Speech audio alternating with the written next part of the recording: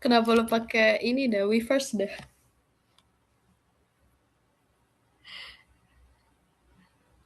Langsung aja ya. Kal buka Fabian buka Bian. Oke, oke. Baik. Assalamualaikum warahmatullahi wabarakatuh. Selamat Waalaikumsalam. malam. Di sini kami dari kelompok tugas besar Matkul Teori Organisasi. Kali ini kita memilih eh, UMKM untuk target wawancaranya, yaitu laundry ya. Tuh. Sebelum kita lanjut ke pembahasannya, izinkan memperkenalkan diri. Nama saya Farah Fabian Mardika. Nama saya Muhammad Haikal Tarigan. Boleh lanjut? Nama saya Lailatul Absar.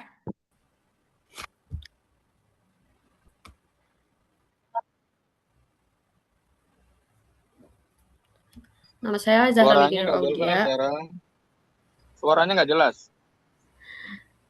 Sinyalnya. Nama saya Zahra Medina Nur Aulia.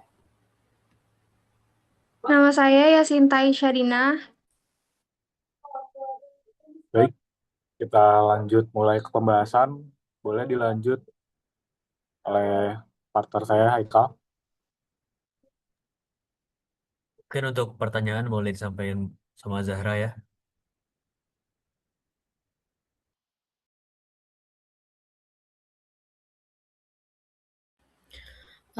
Baik, di sini saya akan menanyakan beberapa pertanyaan seputar dengan hal yang harus kita riset dalam tugas teori organisasi ini.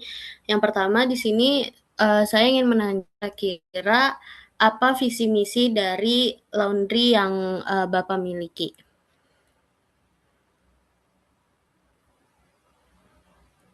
Langsung dijawab ya, satu-satu pertanyaan ya. Iya, iya Pak. Oke. Visinya karena kita masih cukupnya kecil ya, ya kita ingin memberikan yang pelayanan terbaik ya buat pelanggan kita. Yang kedua kita ingin menjaring, visinya kita ingin menjaring ya karena di sini cukup padat, kompetitornya sekitar ada 8 atau 9 usaha laundry dalam radius sekitar 500 meter.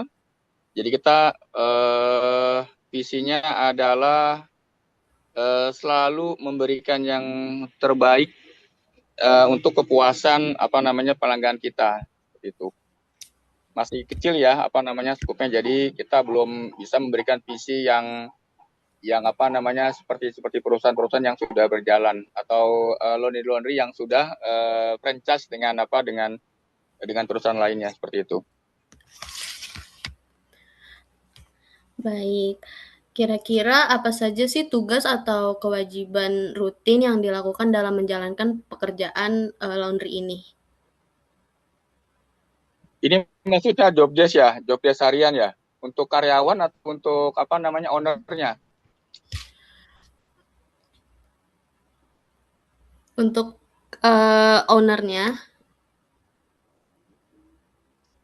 Untuk ownernya setiap hari kita artinya visit ke tempat laundry kita setiap pagi. Terkadang kita hanya pada waktu pagi hingga siang, tapi terkadang juga kita melakukan 2 shift. Pagi dari jam 7 sampai jam 12, lalu nanti jam 7 malam sampai jam 9 malam. Seperti itu. Tujuannya kita selalu melakukan pengecekan berapa pelanggan yang masuk atau pelanggan yang melakukan atau menitipkan pakaiannya untuk dilakukan pencucian. Lalu yang kedua nanti pada malam hari kita melakukan pengecekan berapa banyak pelanggan yang sudah mengambil dari hasil laundry yang sudah dilakukan. Seperti itu. um, setiap perusahaan kan pasti memiliki SOP ya Pak. Jadi kayak kira-kira bagaimana pembagian tugas antara owner dan karyawan dan apakah ada SOP yang diterapkan oleh UMKM laundry Bapak tersendiri Pak? Untuk SOP-nya yang pasti karyawan datang pagi jam 7 pagi, untuk yang shift 1 lalu pulang jam 3 sore karena mereka bekerja selama 8 jam seperti itu. Lalu nanti yang shift 2 mereka datang jam 2 lalu mereka pulang jam 9 malam seperti itu. Jika memang salah satunya tidak ada yang ambil libur atau ambil off seperti itu. Lalu SOP-nya setiap karyawan wajib membukukan setiap orderan yang masuk. Jadi kita ada buku in dan buku out. Lalu mereka pun harus membukukan setiap customer yang sudah waktunya mengambil, atau mereka menghubungi untuk customer yang sudah saatnya untuk mengambil hasil dari laundry mereka. Yang pertama, yang kedua mereka dilakukan pembagian tugas. Jadi ada karyawan yang memang mereka bidangnya hanya untuk melakukan cleaning atau mencuci. Lalu yang kedua mereka ada karyawan yang tugasnya hanya melakukan painting atau melakukan penyetrikaan seperti itu. Jadi dua SOP itu yang harus mereka lakukan. Lalu yang ketiga mereka harus melaporkan jika ada customer yang masuk atau customer yang out, yang in atau yang out seperti itu, baik secara cash flow maupun secara jumlah customer pada hari itu seperti itu. Begitu untuk SOP-nya. Baik. Berarti untuk penugasan ini yang mengerjakan cleaning dan painting tuh hanya karyawan ya, Pak? Iya, hanya karyawan yang melakukan. Baik. Lalu untuk pertanyaan selanjutnya, kira-kira untuk struktur organisasinya, misalkan kayak pemiliknya, karyawannya itu kira-kira alur kerjanya tuh setiap hari terulang seperti itu kah? Atau kayak ada off-nya atau laundry-nya tersendiri tuh ada hari liburnya atau gimana, Pak? Untuk off day-nya kita bikin sebulan itu 4-5 kali atau seminggu sekali. Jadi tergantung jumlah weekly-nya dalam 1 bulan. Biasanya kita bagi 1 orang libur di hari Senin, lalu 1 orang libur di hari Selasa. Tapi itu sifatnya nggak baku, itu fleksibel. Jadi tergantung kebutuhan. Misalnya ada karyawan yang butuh ambil libur di hari Minggu, kita tidak menutup kemungkinan untuk memberikan izin seperti itu. Jadi tapi secara organisasi karena ini masih sifatnya kecil ya, hanya baru satu lokasi dan 1 tenan. Ini lebih diatur strukturnya, bukan diatur, di manage organisasinya oleh istri saya itu. Jadi dia biasanya melakukan secara struktural dia ada di posisi teratas seperti itu. Jadi memang satu organisasi belum terbentuk karena memang nih ruang lingkupnya masih kecil sekali seperti itu. Itu. Oke, baik. Pasti kan setiap perusahaan itu memiliki kompetitor ya, Pak. Jadi kira-kira bagaimana perusahaan laundry Bapak ini menghadapi pengaruh lingkungan yang eksternal, misalnya persaingan kompetitor, harga pasar, dan kebutuhan pelanggan, atau mungkin kebutuhan pokok yang digunakan juga di dalam laundry itu tersendiri, Pak? Untuk poin ini untuk menghadapi pengaruh eksternal seperti yang tadi saya sampaikan di poin nomor 1 ya, kalau nggak salah tadi sudah sampaikan bahwa kita dalam radius 500 meter ini ada sekitar 8 atau 9 UMKM atau 9 usaha laundry yang ada di jalur ini seperti itu. Jadi gimana sih caranya sih supaya kita tetap bisa eksis ya seperti itu ya, tentunya seperti tadi saya bilang kita memberikan pelayanan terbaik seperti itu. Jadi kalau di retail itu atau di toko-toko yang sudah besar itu pasti pelayanan adalah nomor 1 seperti itu. Lalu yang kedua adalah hasil dari kerja atau hasil dari laundry yang kita lakukan. Ya, kita ingin tetap kondisinya lebih baik yang kita berikan terhadap customer dibandingkan 8 atau 9 kompetitor yang ada. Misalnya kita berikan hasil listrikanya yang lebih daripada kompetitor yang lain. Lalu hasil cuciannya kita harus lebih bersih dari kompetitor yang lain. Begitu juga wanginya, hasil pewanginya kita berikan yang terbaik dari kompetitor yang lain. Karena memang sekarang sekarang kondisi ekonomi global yang masih belum stabil ya. Misalnya mungkin mahasiswa tahu bahwa sekarang ada kenaikan harga-harga kebutuhan atau keperluan atau spare atau part dari bagian laundry, misalnya plastiknya, pewanginya, deterjennya itu mengalami kenaikan. Nah, kita gimana caranya bisa tetap eksis tanpa harus menaikkan harga. Tapi bukan menaikkan harga, tetap eksis bagaimana caranya kita tidak mengurangi pelayanan, tapi kita coba menaikkan harga dengan harga tentunya yang tidak tidak sporadis gitu. Seperti itu masih dalam hitungan cash flow-nya tetap bisa ada marginnya seperti itu. Gitu Zahra untuk pertanyaan nomor 5. Baik, kira-kira perusahaan itu kan pasti memiliki struggle ya Pak, contohnya di biaya operasional atau keterbatasan teknologi. Apakah perusahaan, mungkin UMKM Bapak ini mengalami struggle di operasionalnya atau keterbatasan teknologinya gitu Pak? Seperti tadi yang saya sampaikan di nomor 5, kita untuk masa-masa sekarang ini kita ada ada sedikit kendala dengan beberapa part yang mengalami kenaikan harga seperti itu. Itu justru menjadi kendala cash flow-nya kita.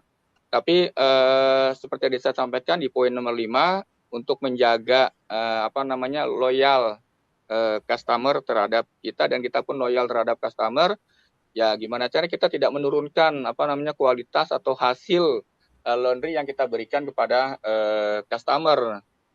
Jadi tentunya supaya kita tetap ada margin, ya cash flow kita tetap bisa berjalan setiap hari, setiap minggu dan setiap bulan. Ya tentunya seperti itu tadi saya sampaikan pada poin nomor 5, kita menaikkan harganya sedikit. Tapi kalau secara secara misalnya dari sisi aset kah, dari sisi human-nya kah, kita sebenarnya tidak ada masalah seperti itu.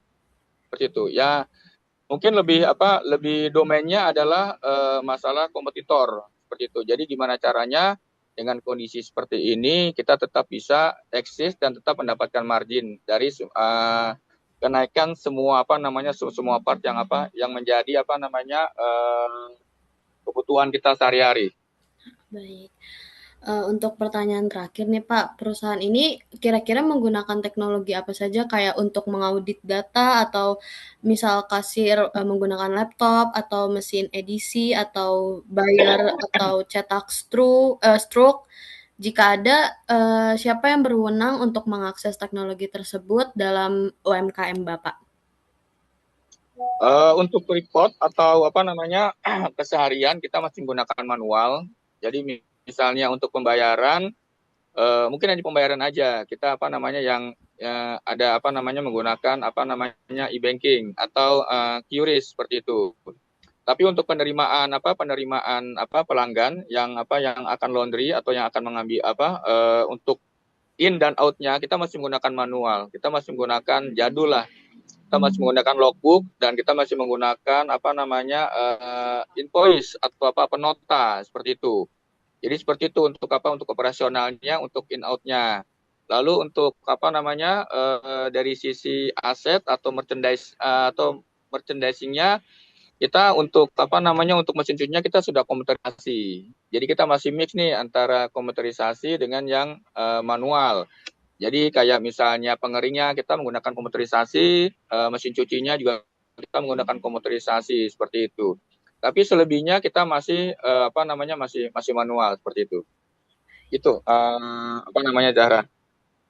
Tapi kira-kira untuk kedepannya Bapak akan terus menggunakan, cara-cara yang, sudah Bapak sampaikan ini atau kayak kedepannya Bapak ingin, berusaha untuk menggunakan teknologi untuk mengaudit data seperti itu, Pak?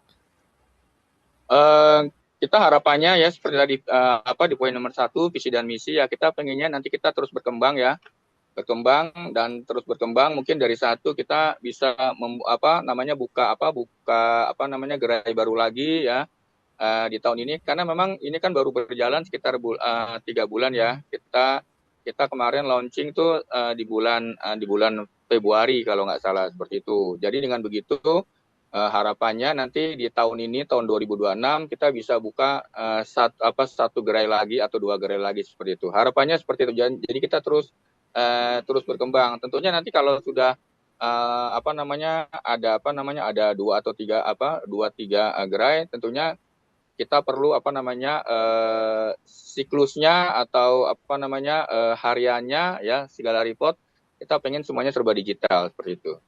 Begitu Zahra.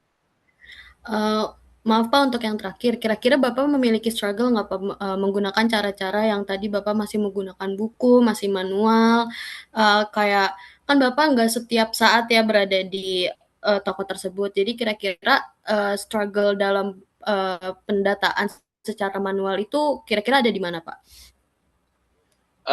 Biasanya missing human error biasanya seperti itu karena segalanya serba manual kecuali timbangannya sudah digital tapi karena semuanya masih manual terkadang ada yang luput atau ada yang error dari karyawan yang sedang bertugas pada hari tersebut seperti itu.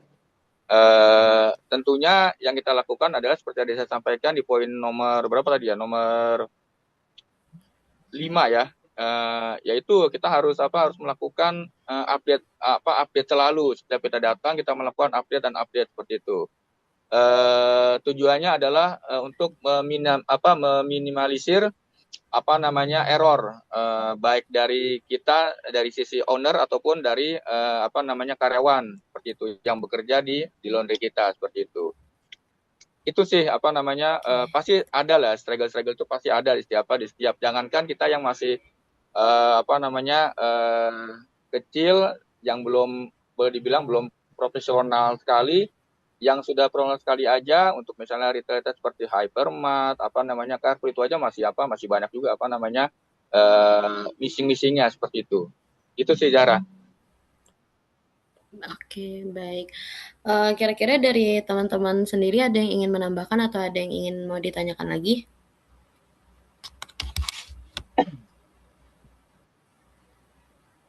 Mungkin dari aku cukup. Inta, Haikal, Fabian, atau Naila ada yang mau ditanyain lagi atau cukup? Dari aku cukup. Mungkin Oh, dari cukup. aku udah cukup.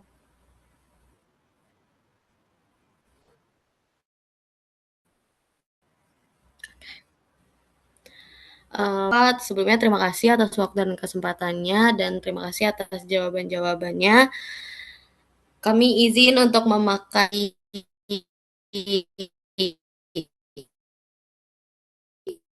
data-data tersebut untuk tugas besar Allahi wabarakatuh. Waalaikumsalam warahmatullahi wabarakatuh. Terima kasih Pak. Boleh tanya ini sama nggak dengan dulu yang melakukan tanya jawab atau Q&A?